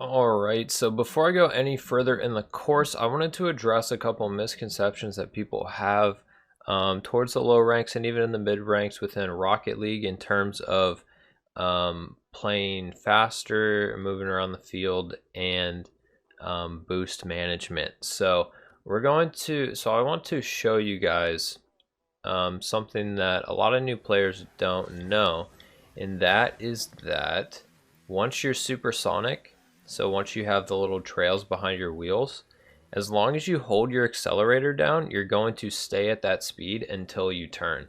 So let me just show you that here. So here we'll get up to supersonic, and then I'm not boosting at all, and I'm maintaining that top speed until, of course, I went upside down. So once you get supersonic like this, if you just hold down your accelerator, you will continue going at the maximum speed in the game without actually having to use more boost. And this is going to be extremely useful for you so you don't waste a ton of your boost as you're moving down the field, and you're just using enough boost to get supersonic, and then you're maintaining the rest of it in the tank for an actual play. Another thing, so let me also just show you how you stay supersonic until you turn. Once you turn, you slow down, and you'll need to boost to get to supersonic again. Another thing people think is that you have to use boost to get to the supersonic speed, but that's not actually the case at all. You can just use front flips. So this is going to come in handy when you guys are rotating back on defense. You may not have a lot of boost. You just want to continue to front flip, and eventually, right here, you reach maximum speed after 3 front flips. Now, if you do have some boost in the tank, you can actually boost and then flip, and then boost again, and reach supersonic speed. Or you can do what's called a torque flip, which I address later, and go to supersonic almost immediately, and then you're back on defense super quick. So most people think that you have to be using boost the entire time to stay supersonic like this, but really you're just wasting all of that boost, because as you can see right here, I'm not using any boost and I'm still supersonic. So just wanted to address that quickly for you guys so that you aren't making that mistake in game, and you can work on your boost management. So make sure when you guys are supersonic, you're not actually using more boost, and when you don't have boost, that you're flipping to go back on defense, because that is the fastest way to get back without any boost besides wave dashing, which I will cover later in the course as well. So anyways, I hope that was informative for you guys, and I hope it can help you in game. So I'll see you in the next video.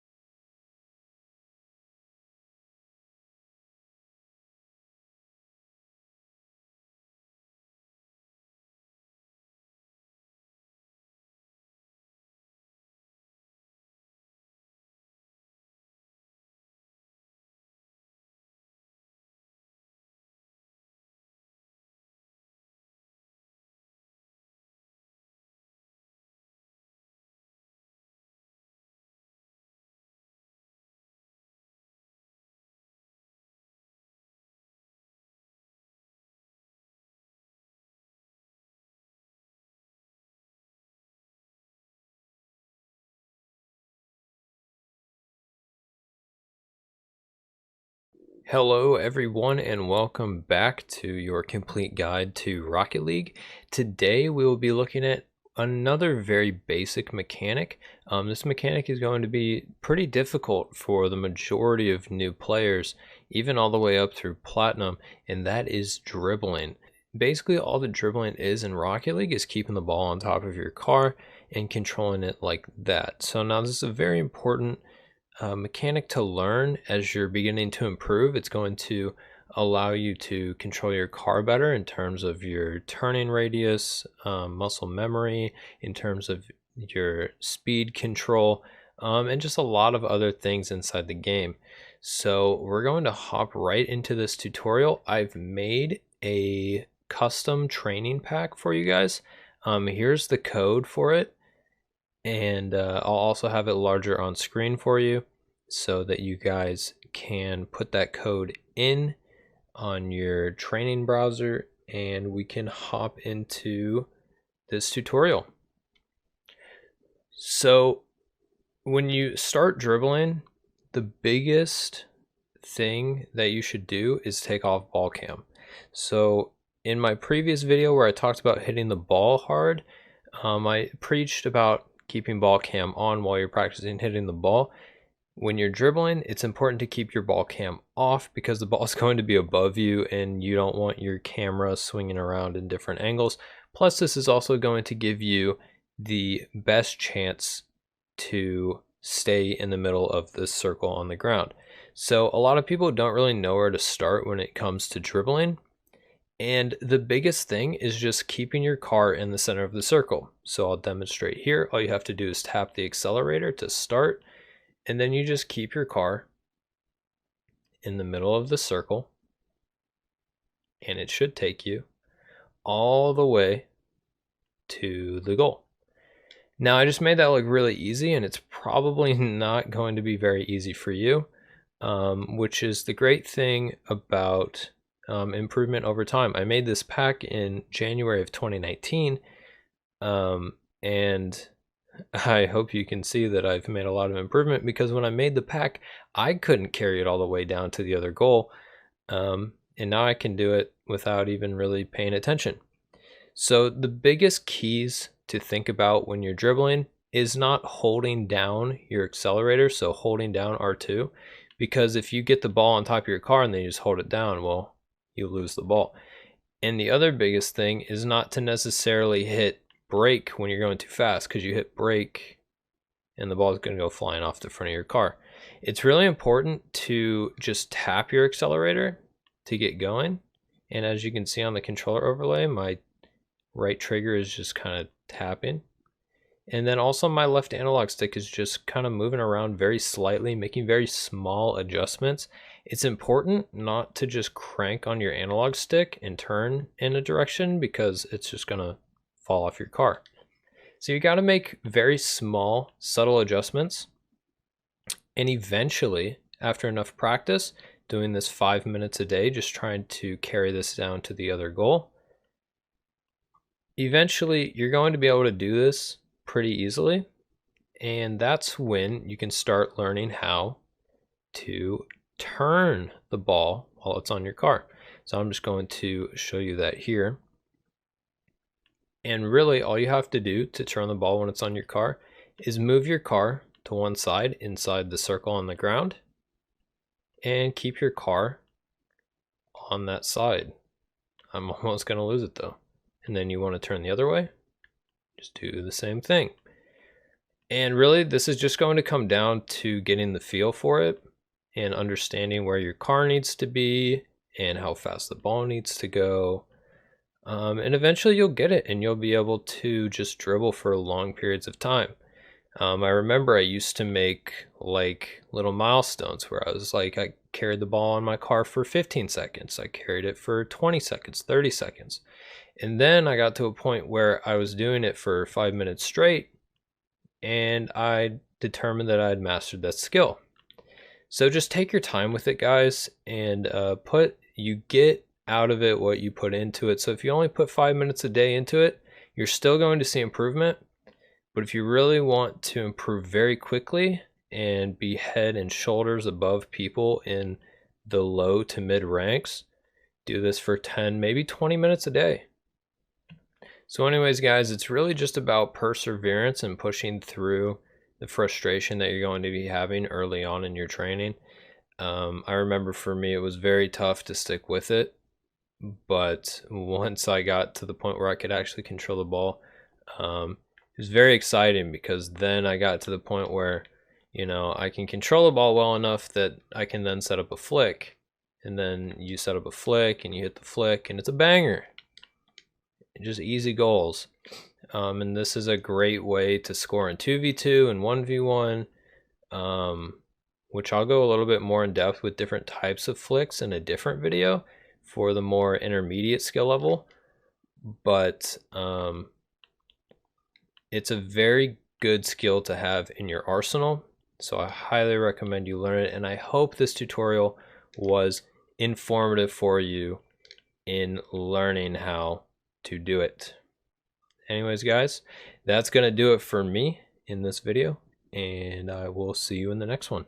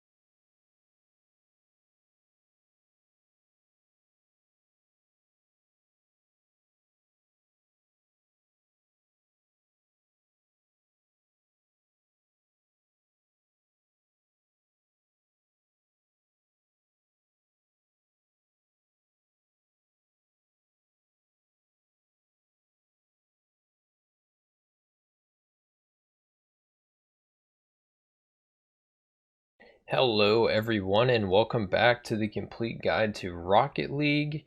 Today we are going to be looking at how to aerial, and basically an introductory tutorial to aerialing, controlling your car in the air, and just getting familiar with how your car moves when it's flying. So if we want to hop directly into this, we're going to go hit play and then training and then free play. And make sure you have your unlimited boost on in free play here in the gameplay options. That way you'll be able to fly around without worrying about having to pick up boost. So we're going to get started here. The way to start an aerial, you're going to want to jump first of all, but then you're going to need to jump, tilt back, and then boost. So jump, tilt back, you can just practice this, just jumping and then tilting back. You can even hold back when you jump the first time. And then boost. You just make your car face upwards and then boost. This might even be easier to practice, just controlling your car in the air with ball cam off to begin with, and then moving with ball cam on in some later drills that I have you guys working on for car control. You'll be flying around with ball cam on around the ball, which is a very difficult thing to do. But since this is just the introduction, we want to make this as simple as possible to get you guys in the air and floating. So you want to start this off by once again just jumping, tilting back, and holding your boost button. So you can just hold your boost button and go all the way up and hit the ceiling. Now see if you can do that a couple times. Just try to jump, tilt back, and go all the way up to the ceiling. And it might be tough because you might end up, moving your car too far backwards like this, and then you're not going to be able to reach the ceiling. You have to make sure that your car is oriented directly upwards so that you can fly into the ceiling. So you can start off by doing this 5 times, just flying directly up and hitting the ceiling. And that's going to teach you the correct orientation to have your car and help you with your liftoff to give you maximum height right away. And then once you have gotten the ability to fly directly up and hit the ceiling, then you can practice hovering, which is going to be, just tapping your boost and keeping yourself facing upright. You don't really have to do much movement with your left stick. It's just getting the feeling of holding the boost down and tapping the boost, not necessarily just cranking on it and making yourself go all the way up to the roof, but trying to stay in the same spot while you're doing this. And then once you have determined that you can stay floating pretty well, then you can move into, flying around, seeing what it's like to kind of, move your car around and turn different directions. Granted, I'm like flying backwards here, so this is going to be nearly impossible for you guys who are just starting. But just practicing moving your car around. And what this is going to create is what one Rocket League teacher calls blackout moments. So as you're flying around, you're going to have points where you just like forget what you're doing and you're going to fall down. And it's about, the more times you fall down, the more times your brain is going to understand what it needs to do in those situations. So it's important that you keep pushing through. So just try to fly around, try to move your car around. Even if it's something small, just like a little wobble or something here, that's good. It gets you in the mindset of being able to move your left analog stick while you're in the air. And ultimately, it's going to start building muscle memory. So if you just go in free play for a couple minutes each day, then eventually, just hovering here is going to be really easy, and you're going to want to move on to what is called a hover and twist. So you hover here, and then you just kind of like twist your analog stick and try to recover it. Then you can do it again like this and like this again. Now it's going to be very difficult for you to recover early on, and you need to make sure you don't use, or you don't hold down your boost too much while you're trying to flip around, because it's going to cause you to fly directly into the ground if you end up upside down. So just try moving around, try and catching yourself. A lot of the time you're going to mess up. So for example, here you can like go like this and then you fall, and then you just get back up and you start doing it again. Eventually we're going to incorporate air roll, but that's not important at the moment. Right now what's most important is just getting up into the air and trying to keep your car upright and flying. So that's basically how you start learning how to aerial, and eventually we'll throw that into hitting the ball while you're in the air. But for right now, just focus on controlling your car in the air, and it's going to make everything that you learn in the future so much easier once you have that aerial car controlled down. So anyways, I hope this was informative for you guys. I hope you learned how to aerial, and you can hop into free play and start flying around now. If it was informative, I'm glad, and I hope you can start, implementing this into your game, even if it's just celebrations after the game, because it does look pretty cool, and you can flex on your friends with it. So, hope you guys enjoyed this, and I'll see you in the next video.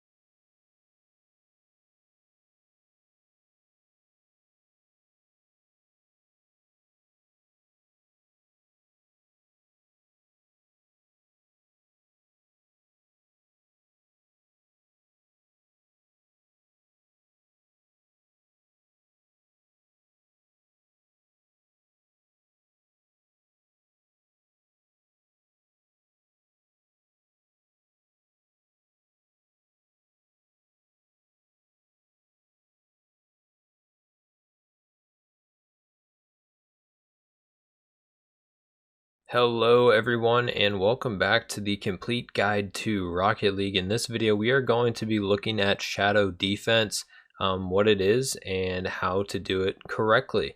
I'll also be showing you guys some examples of how to incorrectly play shadow defense that are going to result in a goal more often than not. So shadow defense is very important if you're last back, whether it's 1v1, 2v2, or 3v3. If you're the last person between the ball and the goal, this is how you should be defending. So as you see in this clip, my friend Jordan actually helped me record this so I could show you guys how to defend properly. When the opponent is on the ball, it's very important that you turn around and you drive in the same direction as them. This is essentially shadowing, because you're mirroring what they are doing, and it's very important that you guys are doing this on the same side of the goal as them and not from across the goal. I'll show you an example where you try to defend from across the goal, still going back towards your net, but they're just going to be able to hit the ball past you because you have a very tight angle to actually go for the ball. So when you're playing shadow defense, it's important to turn away from the ball and be driving back towards your own net It makes it a lot easier to deal with shots because you're already moving backwards, so it gives you more time to react. It's also better because you actually cut off space behind you, as you can backflip if they just push the ball into you. And there's a lot of other great things about shadow defense. So make sure that you guys are practicing this, whether that's playing 1v1s or just making sure that you're shadowing when you play defense in a 2v2 or 3v3. So basically what you're going to want to do is you're going to want to approach the ball as if you're challenging and then turn around. So this is what's called a fake challenge. And most of the time at lower ranks, people are just going to give you the ball when you do this. But it's very important that you close the distance from them, because if you're shadowing them from a long way away, it might become very awkward and they have a chance to actually fake you out when they're on the dribble. So make sure you close the distance to them, and then you turn around and you are matching their speed towards your net. Then from there, if they decide to flick the ball, you can go after it very easily. And if they lose their dribble, you can deal with that pretty well as well. And if they take a normal shot, you should be in perfect position to block it. Now this differs from sitting in goal. Obviously, sitting in goal, you're facing out. You can't cover all of the net, especially in a 1v1. So making sure that you're coming out of net, closing them down, turning around and shadowing them is going to be very beneficial and give you a better chance to actually defend a lot of the opportunities. Now, this is a tough thing to learn for a lot of people because you're driving back towards yourself.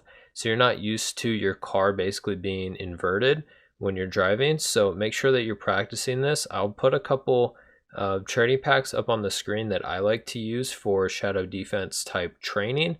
One of which is more geared towards ground training and the other one is more geared towards aerial training. So make sure you guys put these in your training browser and try these out and work on shadow defense at least once a week. It's a very important skill to learn and to know how to do. So I hope this was informative. I hope you guys learned how to play shadow defense and can implement it in your games and get scored on less often. So I'll see you guys in the next video.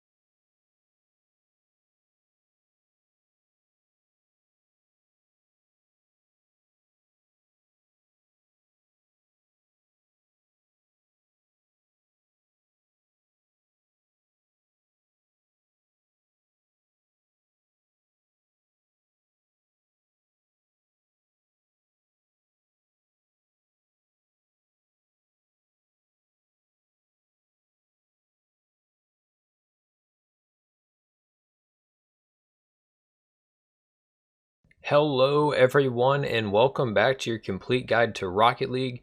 In this video we are going to be doing a replay analysis from a gold to 2v2 and we have MRK that we're going to be spectating here. And the reason I decided to do a clip from 2v2 matches is I know not everybody plays exclusively 3v3. Most players play a combination of 3v3 and 2v2. So I decided, let's add some variety. We're going to be looking at both 3v3 and 2v2 games going forward. So I hope that the insights of a high-level player looking at this gameplay can be useful for you guys. So let's start off here. So he goes for boost on kickoff, which is okay. I personally recommend that people cheat on kickoff in 2v2 just because it allows you to stay close to the game, or to the gameplay, and it doesn't allow the other team to get a 1v1 situation with you in a poor position to deal with it. So here he goes for this aerial, which is very bad. If this guy in the other team just hits the ball towards the net, it's a goal. He jumps so early for this, even though he's a mile away from the ball and the opponent is directly under it. So if the opponent had just hit that, then it would have been a goal against him, but he scores. So I mean, pretty decent aerial for the rank. However, very risky to do that, and probably shouldn't have gone for that, but it did work out in the long run. So, and then we'll see him going for boost, probably on every kickoff. This position is not bad, and he goes fast here, which is perfectly fine. And he misses the ball off the wall. I mean, honestly, that's not surprising. There's no real reason to turn for this ball here. So he's going to drop down, and he picks up the full boost. He can just he can come all the way around the ball and then take it into a dribble. Really kind of loop around the ball and face it so that he can, put his car right behind the ball and start going towards the net. Instead, he passes it out to his teammate, which I guess works at this rank, and the defenders double commit. So I mean, really not much to say. They should score here, so that's good. So they're already up 2-0 really early, so this looks really good for them. Nice standard kickoff as well. His teammate takes this boost. So if you're playing 2v2 and you take the back corner boost like you see this guy doing right here on kickoff, make sure that you don't also take the mid boost when you're going forward. So when you take this back boost, you should be avoiding the mid boost, because when you take the mid boost, that completely takes your teammate out of the play, and he's going to have to go all the way back to the other side to actually get boosts to use on offense. And you basically just completely limit yourself. So this was interesting to say the least. So here he could just flick the ball high or something, try to keep possession. Once again, because he grabbed that mid boost, his teammate is so far away, but it looks like it's going to work out. So this challenge here is also risky. Once again, if these players are better, this is going to be a goal. So him challenging this he's way late on the challenge. He should just be turning around and shadowing to protect his own net, but instead it's like an open net, and I don't know why he's passing this. It's literally wide open. So that's just going to come down to awareness. He should be turning to his left, getting behind the ball, and then just shooting it. That's really just a wasted touch and a wasted opportunity. So here, this is fine. No real reason to hit this ball away. There's not really a threat. This guy is kind of challenging, but he's basically too far away from the ball to actually do anything. He can wait and get a power clear on this if he wants to, or he can take it down to dribble. Those are about his two options. But hitting the ball to the side is never a good idea, because he's basically just making it more difficult for himself, and he passes out middle to no one. Now that's going to come down to his teammate being super far away from the play for literally no reason. In 2v2 you really want to follow up on each other's touches, but him being so far away is bad, and I don't know why he's aerialing for that either. So this ball is clearly not on net, and there's no threat on the bounce, so he should just be waiting on the ground, waiting for the ball to bounce off the wall, catching it, and then going into transition. Instead he aerials for the ball, misses, and the other team scores a really solid shot. So here we'll hop back on to MRK, and we see some interesting gameplay. Good half flip though, for sure. So now he's in a one-on-one. Let's see if he shadows correctly. He does, but he doesn't get the save. That's okay. The thing is, I think the biggest thing here is he actually shadowed when he was playing defense and mirrored what the opponent was doing, but he didn't quite have the mechanics to save it. Ultimately, that's a tough save to make. So, but still a pretty good effort from him overall for such a tough situation. So here's teammate dove in, and he's 1-on-2 for a while. I don't like that. So he's last back, and he's just letting the other team hit the ball around him. And his teammate Cran is rotating through the side of the field. He should really be rotating through the middle of the field, back post, and then coming here to face the play. By rotating through the side of the play, he actually makes getting back take way more time. And he wasn't actually in position when the ball bounced off the wall. So once again, they're just staying close to the ball. This is good. Cran needs to go. Yep, okay. So once again, this is all pretty standard. Aerial here. It was a good try. Just a mechanical error there. Nothing more than that. So he had the right idea. Higher level gameplay, that's probably a good opportunity for a double tap. Lower level gameplay, it's going to be tough to score. So here, let's just see what happens here. So here, Cran, yeah, he's in a tough spot. He can't really challenge, and he just needs to turn and try to save this while he's driving back towards his net. So he's in a decent position. He just needs to turn to the right, to his right, and jump for it. But instead he just kind of panics and probably doesn't have that mechanical skill yet. So good job by the other team to take advantage of the tough situation and score it. It seems like that's been a common theme in this game. The other team is really taking advantage of tough situations that their opponents are in. So, alright. Good power slide landing. This guy actually looks pretty good for gold, but yeah, if he can, he should go. Okay. Yeah, so there's just a lot of rushing that's going on. He's trying to go super fast to this ball, but nobody is challenging the ball. The opponent's actually faced backwards, and he would have been in a one-on-one. But it's alright. He goes for a wall play. Kind of interesting. I don't like wall plays in 2v2 because if you end up messing it up, it takes you out of the play for a long time and your teammate's going to be back on defense by himself.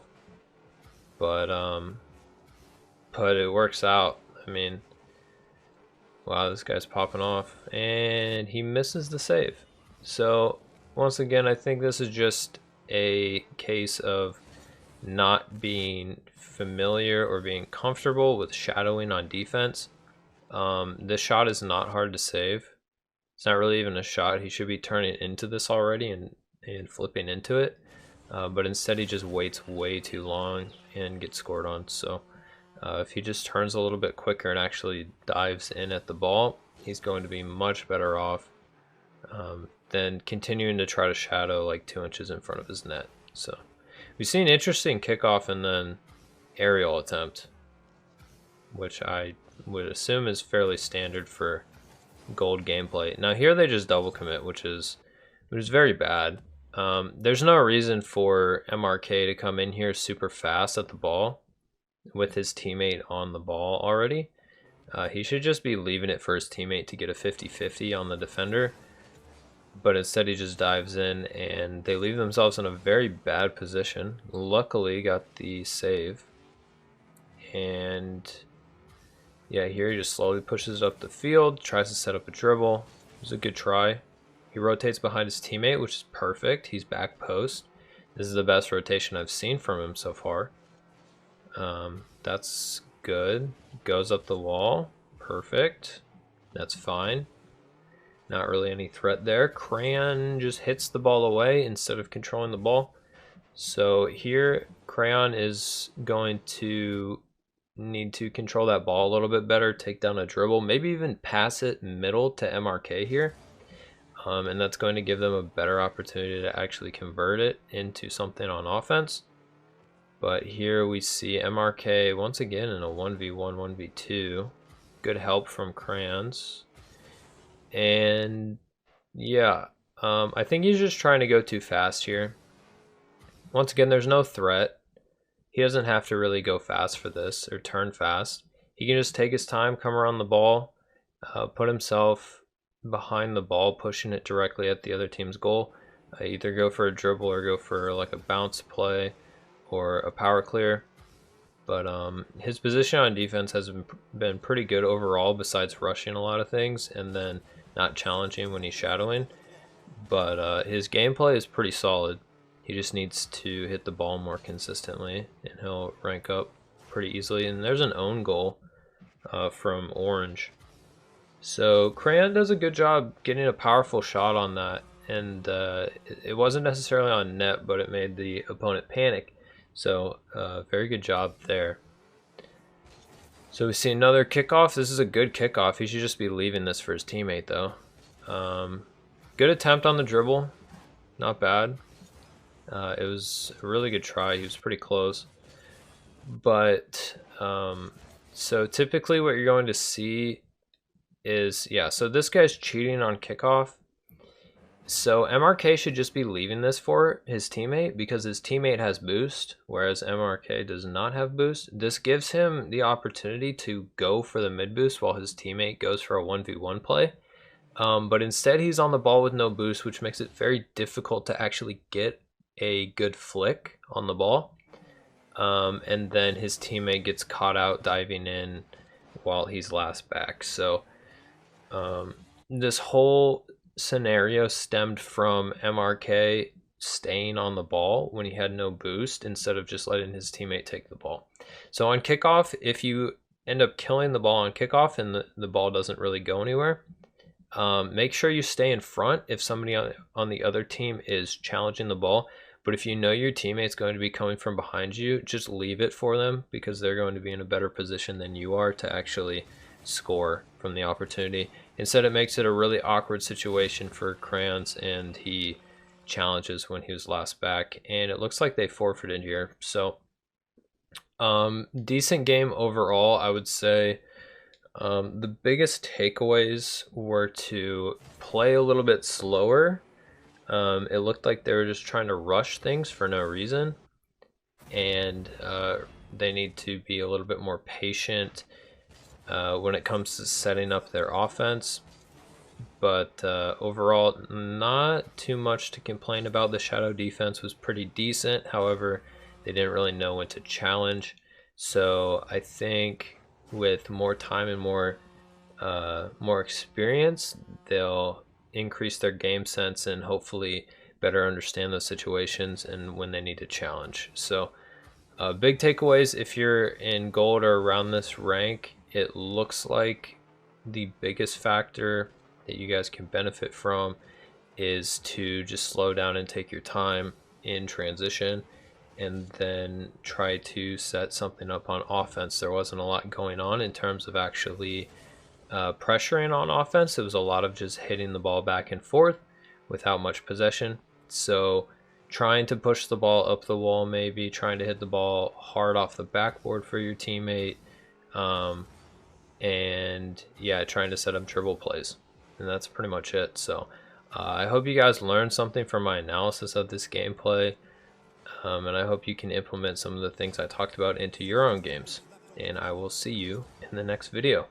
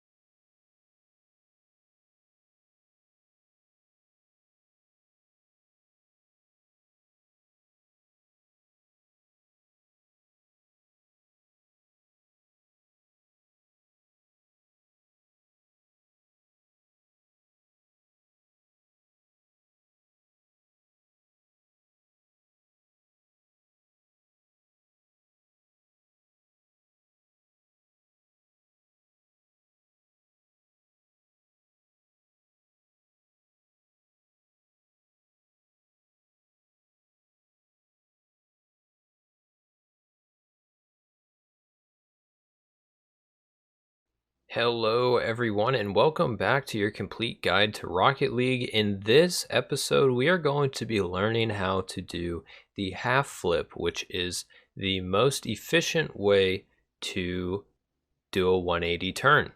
So let's hop directly into free play here and I'll walk you through the basic mechanics.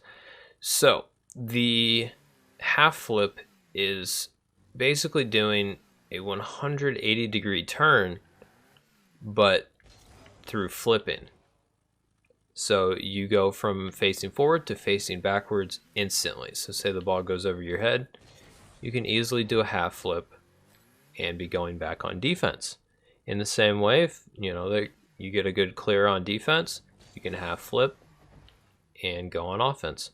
So I've broken the half flip down into a couple steps that should help you guys learn how to do it a little bit better. So this is a mechanic that incorporates a flip cancel. So if you guys didn't know, within Rocket League, if you move your analog stick in the opposite direction of a flip, you'll actually cancel that flip. So if I'm going to do a backflip here, then I go through a whole backflip. But if I cancel the flip by pushing forward on my analog stick during it, then I stop the backflip motion and I end up landing on my roof. So basically, just to get you started, you need to learn how to backflip. So just hold your analog stick down and double jump, basically. And that's all there is to it. There's your backflip, hold the analog stick down, and tap your jump twice. Now to do a half flip, you need to do that backflip, but then you need to move up. I actually just accidentally did it. But you need to do your backflip, but then flick your analog stick up so that you land on the top of your car. So just get used to doing this and landing on the top of your car. And this will help translate into you being able to do a half flip. So do this and see if you can land on your hood 5 times in a row. And I'm really not trying to do a half flip, but it's muscle memory. So yeah, you just get that down, being able to land on your hood. But there's also a way to half flip without actually using air. But I will recommend that you guys use air because it's much easier to do it consistently. So once you can get landed on your hood consistently, then when you do the backflip and you're going to land on your hood, I need you to press the right bumper, which is going to be your air roll right button or your air roll left, whichever one you decided to bind. And you're going to do the backflip, stop your flip, and land it. So you do the backflip, you stop it, like you're going to land on the top of your car backwards, and you hold your air roll. So as you can see on my controller, I'm stopping the flip, and then I am pressing R1, or my right bumper. And that's going to turn me 180 degrees without actually having to turn. And that is called a half flip, the most efficient way to turn around within Rocket League. So once again, this is another mechanic that's just going to take time, and it's going to take muscle memory to get it down. But I hope everything in this tutorial was clear to you guys. So you just do a backflip, you stop that backflip, so you're landing on your hood, and then you stop your backflip and incorporate R1, so your air roll, into landing the half flip. And then of course you can incorporate using boost at the same time, so you can go faster out of it, like practice holding down boost out of it, so you practice getting back fast, things like this. So super important mechanic to learn, especially if you're trying to push up into the higher ranks. So I hope you guys get it down and start using it in games. So that's going to do it for me, and I'll see you in the next video.